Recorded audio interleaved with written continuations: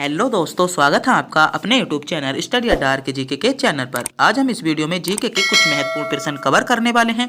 आज के जो प्रश्न होने वाले हैं वह एसएससी जीडी और आपकी उत्तर प्रदेश पुलिस दोनों के लिए ही महत्वपूर्ण प्रश्न है, तो वीडियो को अंत तक जरूर देखिएगा। होने वाली है वह एसएससी जीडी को ना लेकर एसएससी जीडी और यूपी पुलिस दोनों के लिए ही महत्वपूर्ण होने वाली है। क्या आज की जो वीडियो है आपकी एसएससी जीडी और यूपी पुलिस दोनों के लिए ही महत्वपूर्ण क्वेश्चन है आज के, तो वीडियो को अंत तक जरूर देखिएगा। अगर आप भी एसएससी जीडी और यूपी पुलिस की तैयारी करना चाहते हो तो वीडियो आपके लिए बहुत महत्वपूर्ण होने वाली है, तो वीडियो को अंत तक जरूर देखिएगा। तो बिना टाइम गवाए करते हैं वीडियो को स्टार्ट।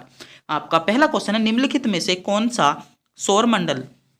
सौरमंडल में सबसे ठंडा ग्रह की श्रेणी में आता है? आपसे क्वेश्चन में पूछा गया है सौरमंडल में सबसे ठंडे ग्रह की श्रेणी में कौन सा ग्रह आता है, तो कौन सा ग्रह आता है? नुरेंस ग्रह। ए विकल्प आपका सही जवाब हो जाएगा। नुरेंस ग्रह सौरमंडल में सबसे ठंडे ग्रह की श्रेणी में आता है। तो अगर आपने भी अभी तक हमारे चैनल को सब्सक्राइब नहीं किया है, चैनल को सब्सक्राइब और वीडियो को भी लाइक जरूर कर दीजिएगा। आपका अगला क्वेश्चन है, वह उपकरण है जो भूकंप की तीव्रता को मापने में मदद करता है। आपसे सीधे तौर पर क्वेश्चन में पूछा गया है कि जो भूकंप की तीव्रता होती है वह किसके द्वारा मापी जाती है? तो भूकंप की जो तीव्रता होती है वह किसके द्वारा मापी जाती है? तो भूकंप की तीव्रता आपके जो किसके द्वारा मापी जाती है? तो आपका सही जवाब हो जाता है रिएक्टर स्केल द्वारा। रिएक्टर स्केल सी विकल्प आपका सही जवाब हो जाएगा। भूकंप की तीव्रता मापी जाती है। अगर आप भी इन क्वेश्चनों का जवाब जानते हैं तो मेरे बताने से पहले इन क्वेश्चनों का जवाब आप कमेंट बॉक्स में भी बता सकते हो। क्या आप इन क्वेश्चनों का जवाब कमेंट बॉक्स में भी बता सकते हो और जज भी कर सकते हो। और वीडियो के अंत में यह भी बताना ना भूलें कि आप इनमें से कितने क्वेश्चनों का जवाब जानते थे। आपका अगला क्वेश्चन है, निम्नलिखित में से कौन सा लेख या कौन सा अनुच्छेद शिक्षा के अधिकार से संबंधित है? आपसे क्वेश्चन में पूछा गया है शिक्षा के अधिकार से संबंधित अनुच्छेद कौन सा है? अनुच्छेद 21 का ए, अनुच्छेद 29, अनुच्छेद 32 है, अनुच्छेद 226। तो जल्दी से जल्दी कमेंट बॉक्स में बताइएगा क्या शिक्षा के अधिकार से संबंधित अनुच्छेद कौन सा है? शिक्षा के अधिकार से संबंधित कौन सा अनुच्छेद दिया है? तो कौन सा अनुच्छेद दिया है? आपका सही जवाब हो जाता है अनुच्छेद 21 का ए। तो ए विकल्प आपका करेक्ट जवाब हो जाएगा। क्या अनुच्छेद 21 का ए आपका शिक्षा से संबंधित अधिकार है? तो ए विकल्प आपका बिल्कुल करेक्ट जवाब हो जाएगा। आपका अगला क्वेश्चन है, किस बंदरगाह को भारत के पहले हरित बंदरगाह के रूप में विकसित कहा जाता है या माना जाता है? तो किसे? आपसे क्वेश्चन में पूछा गया हरित बंदरगाह के नाम से किसे जाना जाता है? ऑप्शन है दीनदयाल बंदरगाह को, पारादीप बंदरगाह को, पोर्ट ब्लेयर को या हल्दिया बंदरगाह। तो कौन सा बंदरगाह हो जाएगा आपका? बताइएगा जल्दी से जल्दी कमेंट बॉक्स में बताइएगा।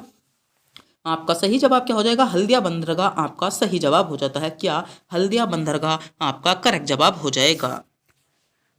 आपका अगला क्वेश्चन है, उस द्वीप का नाम बताइए जो भारत और श्रीलंका के बीच में स्थित है। आपसे क्वेश्चन में पूछा गया है भारत और श्रीलंका के बीच में कौन सा द्वीप स्थित है?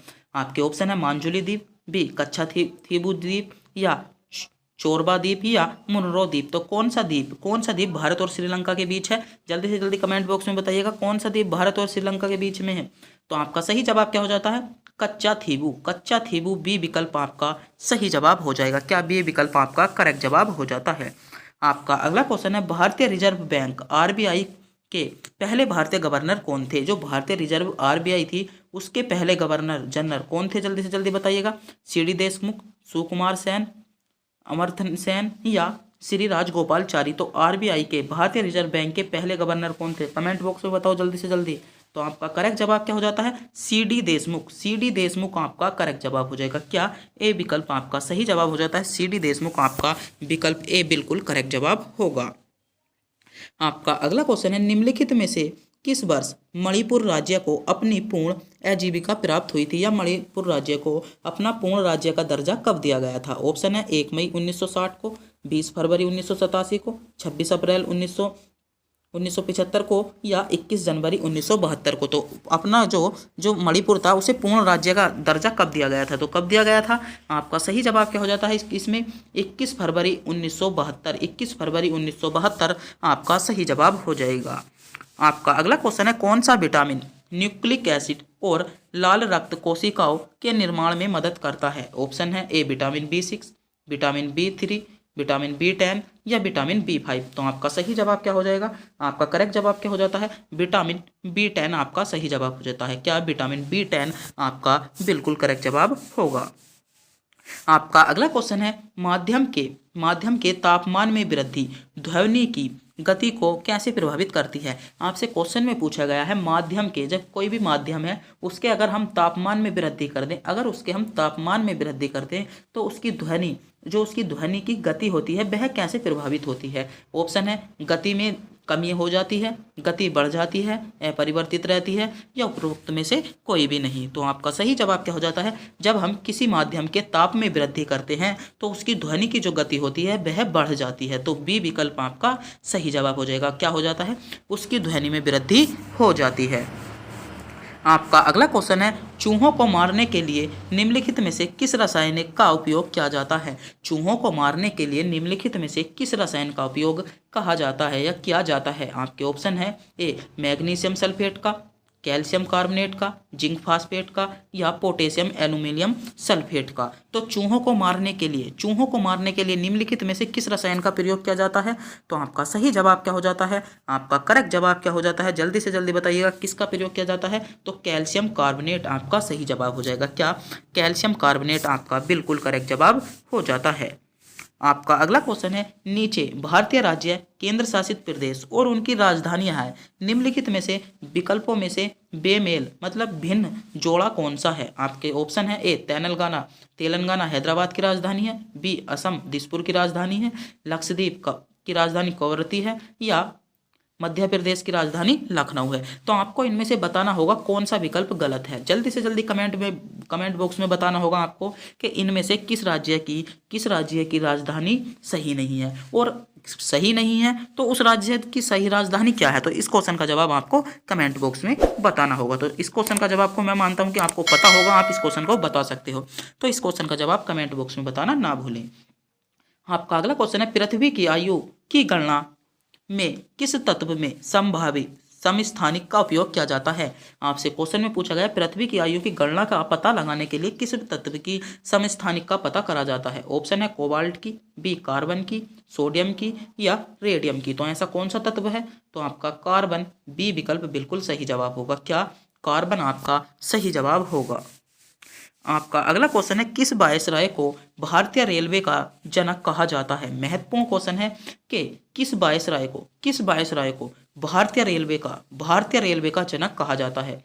ऑप्शन है ए लॉर्ड डिफन को, लॉर्ड डलहौजी को, लॉर्ड हर्डिंग को, या उपयुक्त में से कोई नहीं। तो किसको कहा जाता है, भारतीय रेलवे का जनक किसे कहा जाता है। तो लॉर्ड डलहौजी आपका सही जवाब हो जाएगा। लॉर्ड डलहौजी को भारतीय रेलवे का जनक कहा जाता है।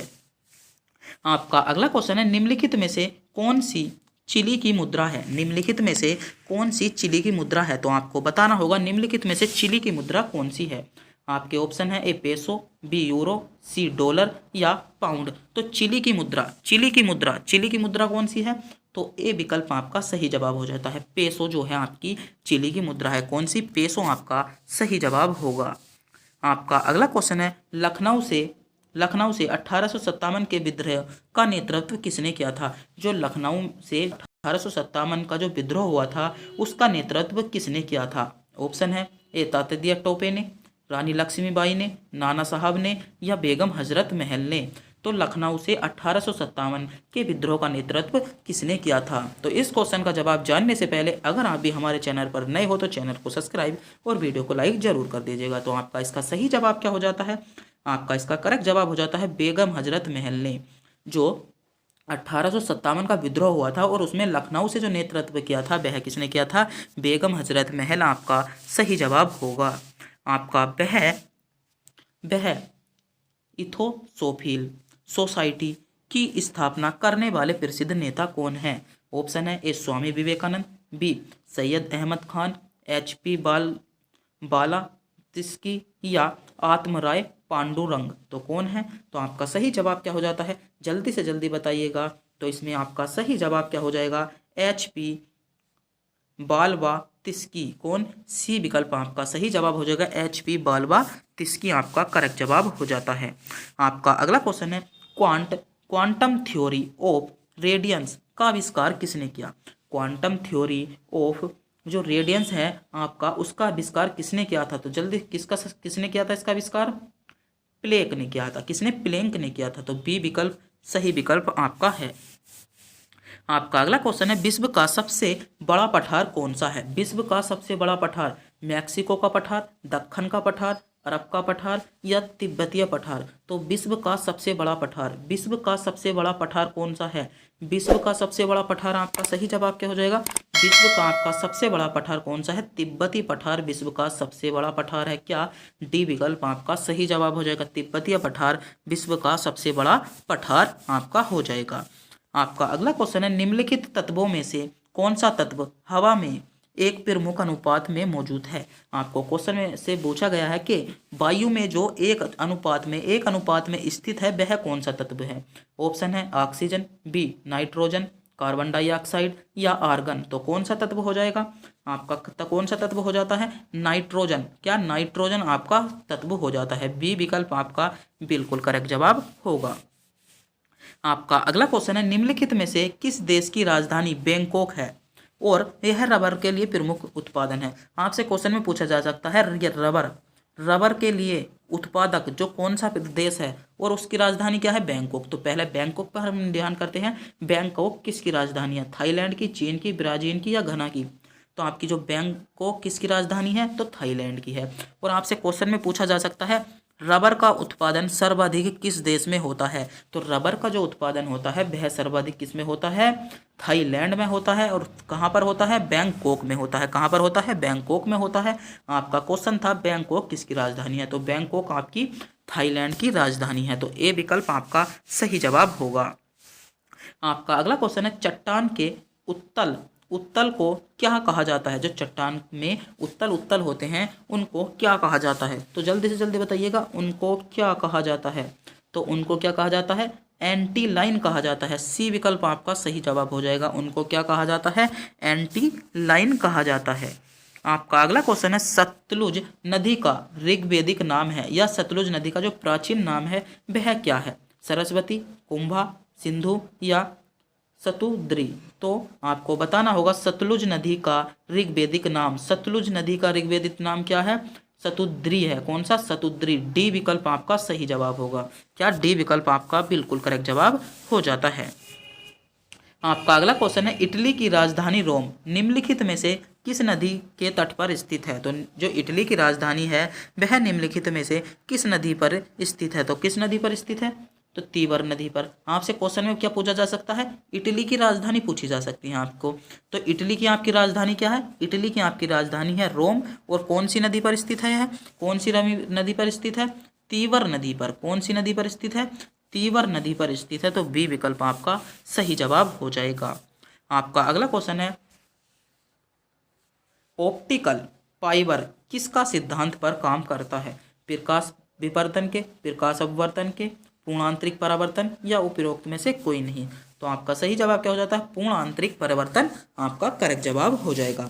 तो आज की जो वीडियो थी वह आपके लिए बहुत महत्वपूर्ण क्वेश्चन थे आज की वीडियो आपकी एसएससी जीडी एसएससी जीडी और यूपीपी और यूपी पुलिस के लिए आपकी बहुत महत्वपूर्ण वीडियो थी। तो अगर आपने भी वीडियो को पूरा देखा हो तो मैं मानता हूं कि आपको बहुत ज़्यादा क्वेश्चन आपके एग्जाम में मिलने वाले हैं। तो ऐसी वीडियो देखने के लिए बने रहिए हमारे चैनल पर अंत तक। और अभी तक चैनल को सब्सक्राइब भी नहीं किया है, चैनल को सब्सक्राइब और वीडियो को लाइक जरूर कर दीजिएगा। तो तब तक के लिए मिलते हैं अगली वीडियो में।